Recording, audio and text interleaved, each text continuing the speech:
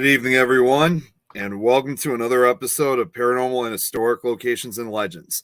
Uh, Tonight, we're going to be talking about two different particular locations that I found that are not necessarily paranormal-wise, but do have a lot of history to them. Both the locations, interestingly enough, actually were the filming locations of two well-known paranormal films that were made back in the late 1950s, early 1960s. Just before we get started with, let me just change my background first because I'm actually going to start doing this more often. I forgot to do this last week, but I'm just going to do it now. I know, of course, we did have an issue last week on the first show where I was trying to get the presentation to like fill the whole screen. I finally figured out what went wrong. It turned out the issue was that I guess when you put a slideshow up on StreamYard, for some reason, I guess it's considered a separate window. So I don't understand why, but I was able to get that fixed up. So I'm going to share the screen in just a second, and we'll get right down to business. So hey Clarissa, how you doing? The first place I have for tonight's show, hopefully you guys could see that. Let me just make sure I could see it from my view, so that way we don't have the issue like we did last week. Yep, okay, we're good. And for anyone who comments, unfortunately, I won't be able to see them right now until I'm finished. So I will be able to respond a little bit later. But for the first episode, the first show we got for tonight, we're going to be talking about the Ennis house. And this is a picture of it. And also as a reminder, the reason why we're doing two locations tonight is because both presentations are not really long for the most part, but it should be enough to fill in the entire hour. So we're going to start, like I said, with Ennis house. Now, this house actually does have a relatively interesting history to it. Some stuff that, even without even if there was any paranormal stories attached to it, I just found the history on this, quite interesting on the founder of the person the person that basically wanted to have this house constructed. So, anyways, excuse me, perched atop a hill in the Los Feliz neighborhood in the greater Hollywood area of Los Angeles, California, is among the best residential examples of Mayan revival architecture in the country. The Ennis house rises in stages with over 27,000 blocks arranged across a concrete platform and buttressed by a retaining wall.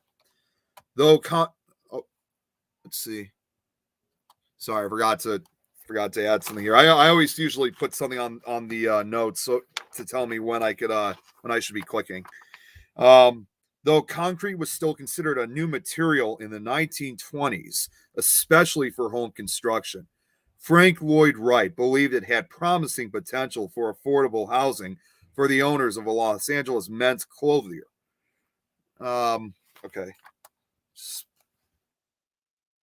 Oh, this is actually as I'm getting more of the information ready. These are some of the actual interior photos. Photos of the interior of the building, which I believe this was when it was brand new after it was completed. Whoops, went a little bit too far there. The main house and a second structure connected by a wide bridge and incorporating the chauffeur's quarters and service facilities enclose approximately 6,200 square feet. Extensive terraces and the broad motor court add to the expansive footprint of the building that overlooks Los Angeles from its prominent perch in the Hollywood Hills. The construction system, textured concrete blocks molded on site with steel reinforcement, presented practical problems from the start. Too much common soil was included in the concrete mix, causing the blocks to be less dense than Wright intended. And the stepped wall facade allowed moisture infiltration into the blocks and thence to the reinforcements. Water migration contributed to the deterioration of many of the blocks over time. He created a block construction system with patterned surfaces, which lended a unique textural appearance to both the exteriors and interiors of the residences. The concrete, a combination of gravel, granite, and sand from the site, was hand cast in aluminum molds to create blocks measuring 16 by 16 by 3.5 that were woven together with steel rods, giving the textile blockhouses their name.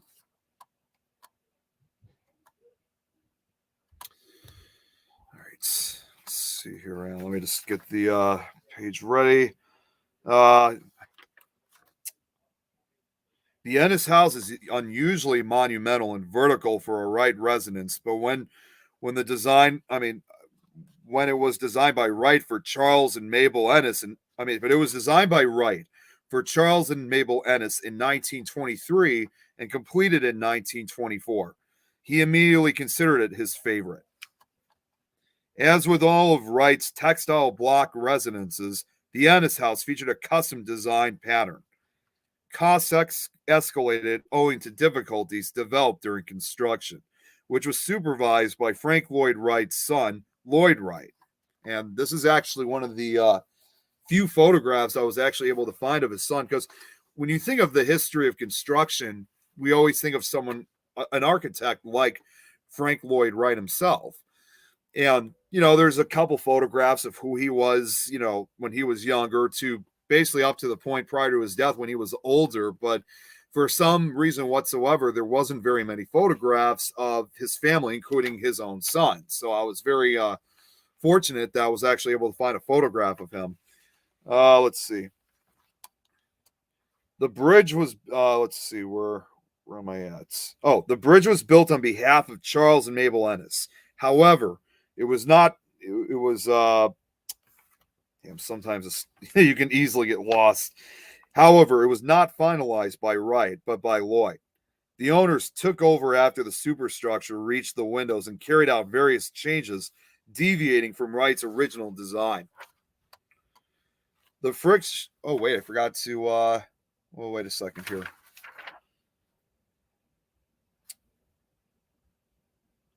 Oh, okay, I get it now. Okay, so the bridge with the owners led to the completion of the project without the agreement of Wright. The owners took over after the superstructure reached the windows and carried out various changes, deviating from Wright's. Oh, wait, maybe I already did read that. Okay, well, let's just move on.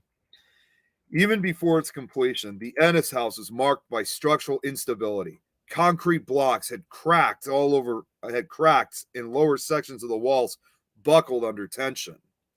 The use of decomposed granite from the site to color the textile blocks introduced natural impurities to the concrete mix, and combined with air pollution caused premature decay. Attempts to apply a protective coating caused additional problems. Now, I actually have some information here that's not actually part of the slideshow, so I want to kind of be clear for those who are watching. I'm not actually getting myself left behind. I'm just trying to, I just didn't want to add all the information down completely, so it's the exact same way as my historical file I got here. With the interlocking form, the Greek key design resembles a stylized G, perhaps an allusion to the Masonic order that Charles Ennis belonged to, which had an organizational symbol of a compass with the letter G for God at its center.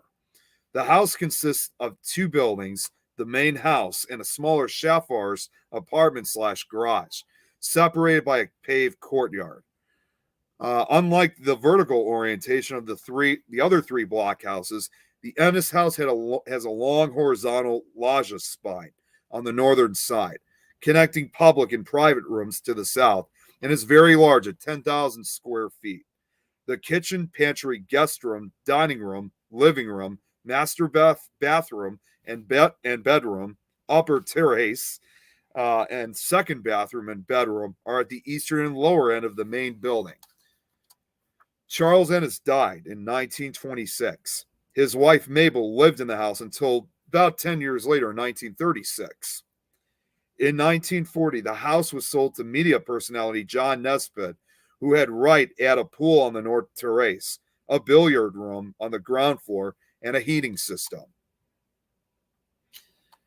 It was during the long ownership by the foundation from 1980 to 2011 that the house was used as a filming location due to its exorcism, establishing it as one of the most famous houses in Los Angeles. Although used as a shooting location as early as 1933, starting with the film Female, the house first acquired morbid fame, providing the exterior facade for the movie House on Haunted Hill, a 1958 B horror film starring Vincent Price, which of course this is one of my all-time favorites. I could always watch that one again and again. The bulk of the film was shot on sound stages, depicting the interior of the house in a combination of styles, including 1890s Victorian with gas chandeliers and sconces. I don't even know how to say that. The poster for the film, as you guys can clearly see, in the image, included an illustration of a house and yet a third style, that of fanciful four-story Romanesque structure. But that wasn't the only film that was shot at the Ennis house. In fact, a few other films followed. The 1975 film, The Day of the Locust, made extensive use of the house as a private residence, but it was in 1982's Blade Runner that the house gained a popularity of its own among moviegoers, even though only the main character's arrival at the motor court was actually shot at the Ennis house. Its exterior also appears at the mansion, occupied by Angelus, Spike, and Drusilla in the television series Buffy the Vampire Slayer.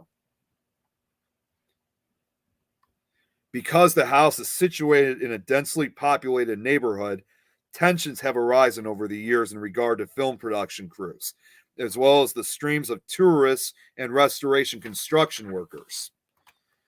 The house passed through several owners, and in 1968, Augustus Gus Brown and his wife became the eighth owners. Although originally and currently known as the Ennis House, the building was long known as the Ennis Brown House, which became its name in 1980 in an effort to finance repairs and maintenance and an appreciation of its donation to the Trust for Preservation of Cultural Heritage formed by Augustus O. Brown. Then transferred the house to that nonprofit and retained the right to live in the house.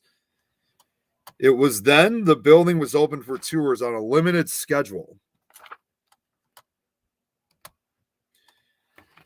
Let's see what else we got here.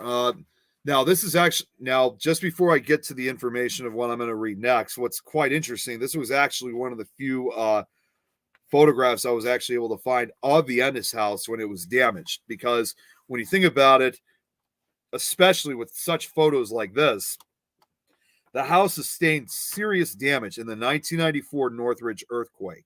The quake killed 57 people, injured 8,700 others, and caused an estimated $20 billion in damage, making it one of the costliest natural disasters in U.S. history. The Ennis house, in this case, suffered significant damage, most notably the collapse of large portions of the multi-level terrace retaining wall on the south side of the house, causing fear that the south portion of the dining room might collapse. Oh, whoops! Forgot I got a little bit extra information here too, which is not part of the slide. A Getty Museum grant paid for the installation of steel beams to support the dining area. The Federal Emergency Management Agency (FEMA) ultimately determined that the Ennis house was entitled to $2.5 million in restoration funds as a result of the quake. FEMA designated a project list to be completed within a specific time, or the grant would expire. See, I got to hand it to them. I mean, they were really, they really knew what they were going to be doing to do whatever they possibly can to save such a building like this. So, despite the damage that the earthquake had went through, it's amazing how they were actually able to get it, repaired very quickly. I mean, it was there's no doubt in my mind that this was probably one of the first buildings that was, completely restored after the earthquake. Then in 2004 to 5, Los Angeles experienced an unprecedented amount of rain. Years of deferred maintenance led to extensive leaks. That's the other thing too. Although they were able to rebuild it, the house at times still had a number of problems. Excessive storm runoff saturated the hillside in which the house sits, causing the further collapse of the retaining wall. The city was so concerned that it temporarily red tagged as no entry to the building, preventing anyone from entering it until its stability could be confirmed. It was later downgraded to yellow for limited entry by the later part of that year. At that point, significant damage to the retaining wall at the southern rear of the building remained. It soon became clear that the let's see. Oh, almost forgot to. Okay, here we go. It soon became clear that the TPCH board was faced with challenges beyond its ability to raise the money needed within the time limitation given by FEMA. It had been estimated that it could cost $5 million just to stabilize the building and $15 million for full restoration. Interestingly, however, the house then was added to the National Trust for Historic Preservation list of the 11 most endangered historic places. Let's see, hang on. The TPCH, through no fault of the existing board, had reputation issues lingering from the period when Gus Brown was the face of the organization. Several influential and potentially helpful organizations that quietly established a hands-off attitude toward the Ennis Brown House. In August of that year, the house was returned to its original name, and the Trust for Preservation of Cultural Heritage was renamed the Ennis House Foundation. Now, finally, the last page I got here, and this is obviously what it looks like today. I actually like this shot in particular because obviously you got the Ennis House right there, and then just beyond it, you got the city of Los Angeles itself. In 2006, federal emergency FEMA grant was issued as well as a $4.5 million construction loan through the First Republic Bank, which restarted restoration efforts. The project included a new structural support system, restoration or replacement of damaged blocks, restoration of windows, and a new roof. Restoration work was completed in 2007 at a cost of nearly $6.4 million. On June 19, 2009, the Ennis House Foundation announced that the house was being offered for sale with an asking price of $15 million. Finding no buyers in a down economy, the price was steadily reduced until it was sold to business executive Ron Brickell for just under $4.5 million on July 14, 2011. A condition of the sale is an easement that allows public viewing 12 days per year, a condition binding on subsequent buyers. By December of 2018, it was listed for sale at $23 million. In 2019, Buckle sold the house for $18 million. So for the Ennis House of today, unfortunately, no announcement was made regarding access by the public. The Ennis House is going to complete restoration and does to this day remain closed to the public. So I haven't heard any new updates on when it's going to be reopened again, but I'm sure hopefully one day soon the public will eventually have access to this particular location. But I got to say, even though I wasn't able to find too much history on this place, I just like how it's really kind of, like I mentioned earlier, really one of the few Mayan, buildings that kind of resembles a Mayan structure, especially the cube, the blocks that were, put together to make this house. So, unfortunately, that concludes the first presentation. Now, I'm just gonna stop the share quickly to see who's all been watching. Just want to make a quick shout out for people. Okay, so who do we got? We got Carissa. Good to see you. What's going on, Wild Bill? I'm not sure who this is who's watching. You're gonna have to get stream. You're gonna have to.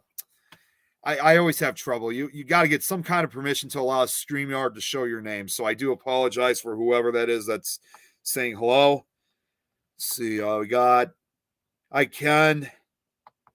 What's going on, Jeremy? It's from the Wizard Tables podcast. Okay, good to see you. Thanks for tuning in. Just before we get started, I got a block. We got one of those spams are watching us. Okay, let's see. Hello, Bridget. Good to see you. For those who just tuned in, like I said, I'm doing 2 presentations for tonight. I just concluded the first one, so I'm going to get started with the second one. Give me 1 second here. I'm going to just change the background to, again, I'm going to start doing this more often when it comes to talking about these locations. Let's see here. Okay, I don't know what happened here, but for some reason I could not see myself. Let's see. Hey, Vicky, good to see you. All right, I'm going to share the screen again. Oh, good to see you, Natalie. Thanks for tuning in. All right, so we're gonna get started with the next one. Now I got to do this little trick again up my sleeve so that way the presentation can't show. Let's see. Whoops. Let me see if I could get rid of that.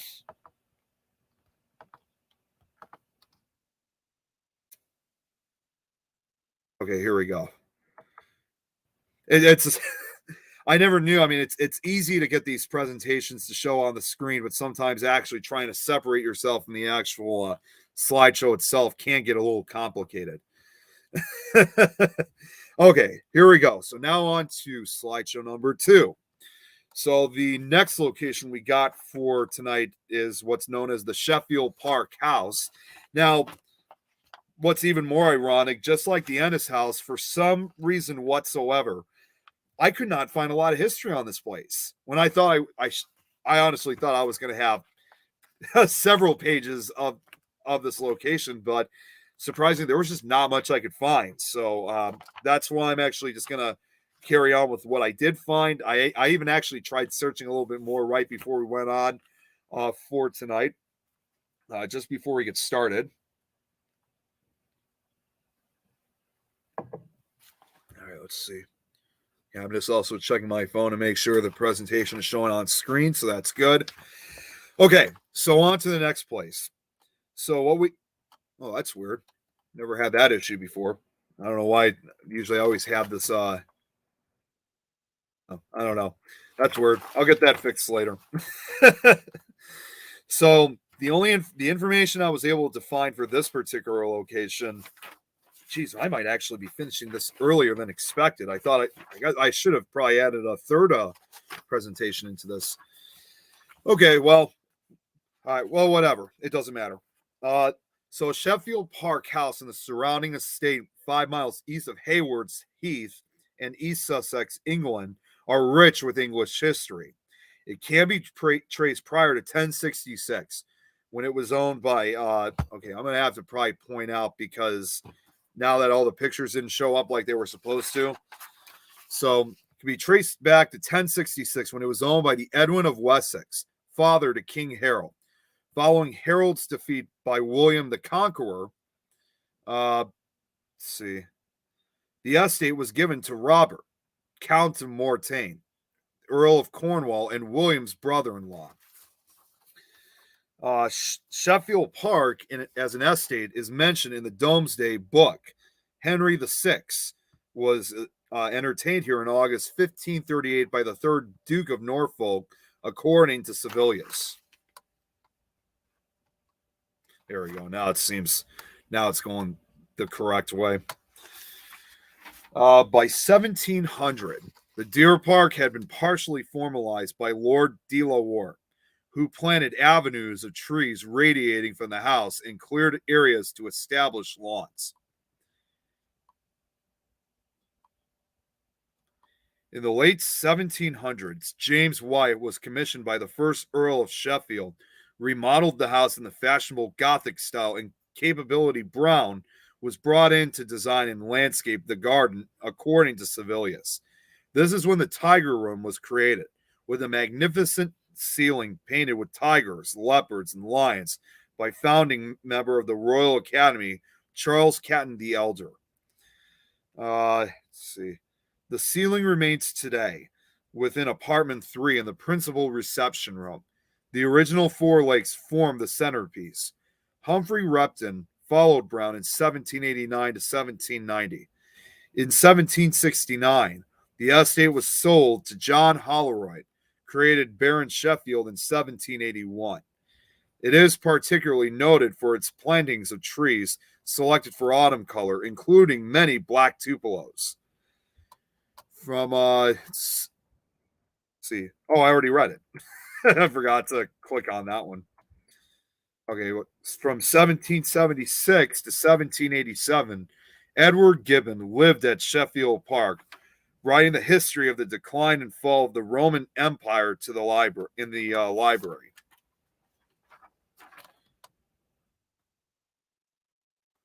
In 1876, the third Earl of Sheffield inherited Sheffield Park according to Civilius. His close friend, the Prince of Wales, later to become Edward the Eighth, was a frequent visitor to Sheffield Park, and he used the Tiger Room as his bedroom. The park was also used on May 12, 1884, for the first cricket match between England and Australia. The Australian team won by an innings in 6 runs. Let's see. Now, I wasn't able to find exactly when this photo was taken of Sheffield, but it's quite clear this had to have been taken probably, I'm going to say, probably in the 1880s or not. Well, either in the late 1870s, 80s, or 90s. Definitely an old classic example of a 19th century photo of such a place like this. By 1885, an arbitrum was being established in a arboretum was being established, consisting of both exotic and native trees. It was also firstly owned by the West family, and later Arthur Gilstrap Soames and his family purchased the estate in 1910, in which he continued large scale planning until 1925. Until in 1925, the estate was sold by Arthur Granville Soames, who had inherited it from his uncle. During World War II, the house and the garden became the headquarters for a Canadian Armored Division. Ennis and huts were sited in the gardens and woods. The estate was split up and sold in lots in 1953. The National Trust purchased approximately 40 in 1954, now up to 80 with subsequent additions. It is home to the National Collection of Ghent azaleas. I need to start pronouncing these correctly right before I go on. Now, interestingly, this comes back to, once again, when it comes to filming locations. In 1961, the exteriors of the mansion were shot for the more psychological horror film, The Innocents, directed and produced by Jack Clayton and starring Deborah Kerr, Michael Redgrave, and Megs Jenkins. Now, we're pretty much at the end of the line for this one. Let's see. For the Sheffield Park house as of today, the mansion was later renovated into 12 private apartments in the 1980s, and today remains in private ownership. So that concludes the second one. Let's see here. I'm going to stop sharing like before. Let's see who's all come in. Now, if for anyone who's watching, I mean, whether I'm doing the presentations or not, if you guys have any particular questions you guys like to ask, feel free to ask, and I'm going to try my absolute best to answer them. Okay, so we got 6 people watching. I already said hello to everyone. Okay, well, since I had to kind of end early, what I'm actually going to do to kind of pass more of the time off, and this is something, hopefully this is not a copyright issue. For those of you who have never seen any of the films, I'm actually going to show you guys the trailers to the movie in case any of you guys want to check them out later on. I mean, if you guys are a big fan of a lot of these movies, I'll gladly present the trailers, and that's as far as I'm going to go. So here is the first one I got here. This is the trailer for House on Haunted Hill, and you'll clearly see the would I stay there? If that's the Wizard Tables podcast, if I'm correct on that, which place are you talking about? Are you talking about Ennis house, or are you talking about the Sheffield Park house, or both?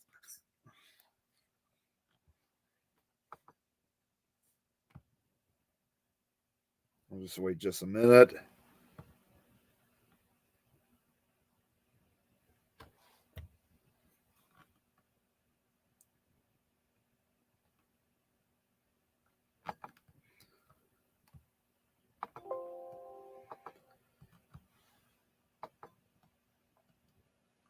I don't know what just happened there for second that was okay. Well, hopefully that they'll be able to. Both? Oh, of course I would stay at both.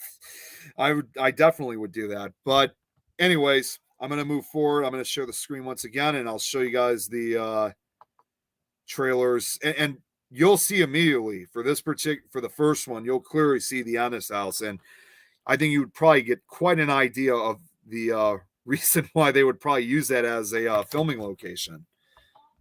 So, shit, I forgot to shut the door. Okay, all right, here we go. Wait, hang on, let me just make sure the screen is showing. So this is the trailer for those who are just tuning in. I just finished up the 2 presentations, but now I'm just showing the trailers to the movies that were shot at this location.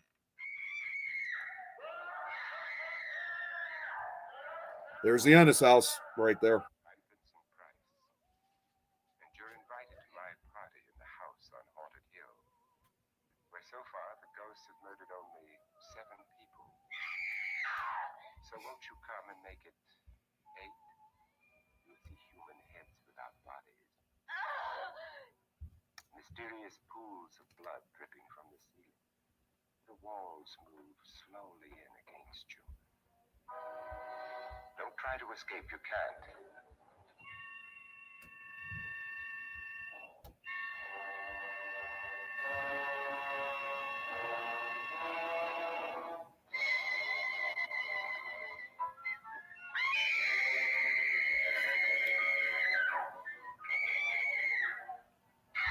Ready? No. Are you ready, dear? Yes. Damn you.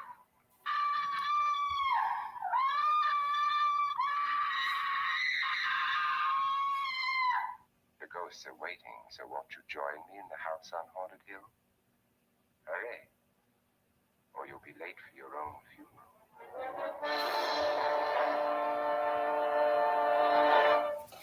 Classic. One of my all-time favorites. All right, let's stop that immediately. Hang on.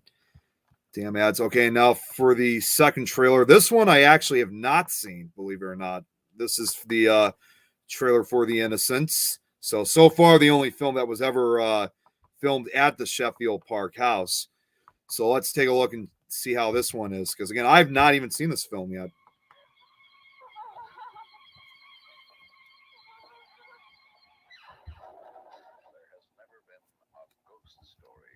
Especially for the adult moviegoer until The Innocents.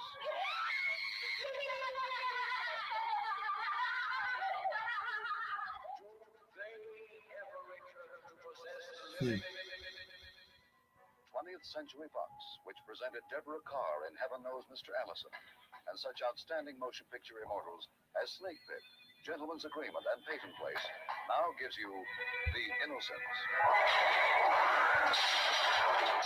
Based on the Henry James Chiller of macabre evil. Brilliantly adapted for the screen by William Archibald and Truman Capote. They never return to possess the living. You can see. You must.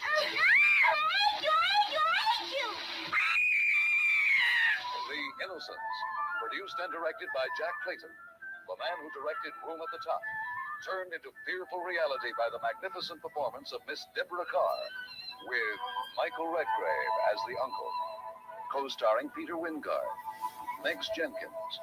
I saw him staring. Who, miss? The same man, the man on the tower. But now, just now, he was staring past me into the house as if he were hunting someone. What was he like, miss? Oh, he had dark, curling hair and the hardest, the coldest eyes. Wow. Excuse me. He was very handsome. Yes, handsome, I've seen. Do they ever return to possess the living? And when did you first see and hear of such things? Well, I made them up. Shall I tell you who taught them to you? I won't ever forget, I promise. Shall I tell you who taught you? The things you've done, the things you've said? Shall I tell you his name?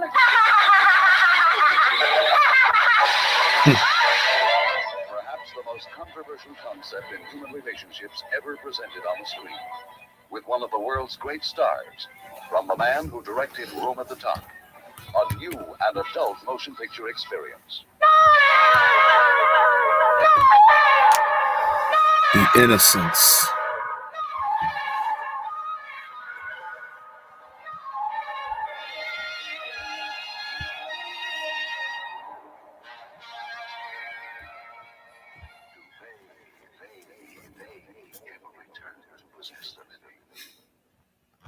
Wow. That's obviously a film I got to check out myself soon. The funny part is I actually do have a DVD copy of it, but I haven't had time to watch it yet. But I can kind of see in part of the trailer that you can see parts, at least close-up shots of the Sheffield Park house itself. Let's see. Let's switch this quickly, so bear with me for just a second. There might be an outside chance I might actually end this a little bit early today because, again, I thought the presentations were going to go a little bit longer. Let's see, who else do we have? Robert, good to see you. Wizard's Table, if that's still you. Oh, I'm sure you probably must have enjoyed it then. You've seen it too. You've seen it. Let's see. Hey, Jacqueline. I'm just having a technical issue again for some reason. My mouse isn't working too well from the cordless keyboard. All right. Well, like I said, I'm probably going to end a few minutes early because I didn't really have anything else really to present because, like I said, I thought it was going to go a little bit longer, but I'm going to spend at least probably the last 5 minutes or so. Again, if anyone has any last minute questions. But in addition to this, I just thought about this too. I originally was not going to ask until much later in the series, but I guess my question to all of you guys is: do you guys have any are there any particular requests you guys would like to give for me about particular locations, whether they're either historical or haunted, or if they're basic, legends or anything? I'll do anything too.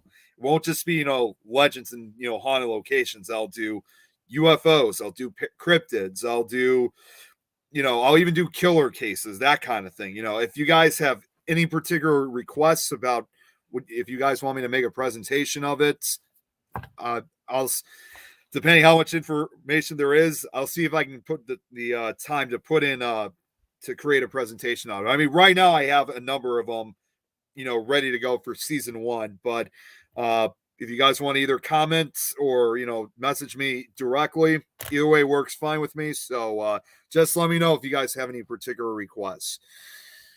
All right, let's see who else has been watching.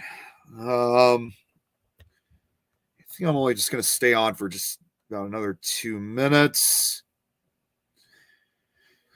Okay, well, while I'm waiting, while I'm waiting for anyone else that has anything else they'd like to say for next week's show, hang on, I got it right here on my list. So I can give you guys at least a brief idea of what's going to be going on for next week.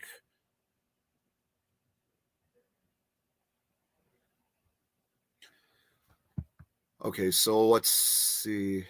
I just want to make sure that the next presentation we'll have for next week will be long enough. See, I just realized I know which one is going to be next, but I didn't, honestly, as much as I wish I could have added it for tonight's episode. Yeah, this might not. Well, yeah, see, I should have, if I started right afterwards, there would have been a possible chance I would have been able to fit it in. But unfortunately, because, again, there was only 20 minutes left, and considering I'm leaving early, I don't think we would have enough time. For next week's presentation, we're going to be viewing into the what's known as the Edding. Jacqueline, if you're still watching, because this is a place out in the UK, this is a place that you probably heard of called the Eddington Park Castle or Eddington Park House. What's quite interesting about that location, just to give a little preview of that particular location, is although it actually is a place that definitely has a reputation of being haunted, it also was, again, another big filming location for probably even as much, excuse me, as much as the films I showed you guys tonight are well known, this one probably is kind of the one that's still one of the best, and that is the original Haunting from 1963.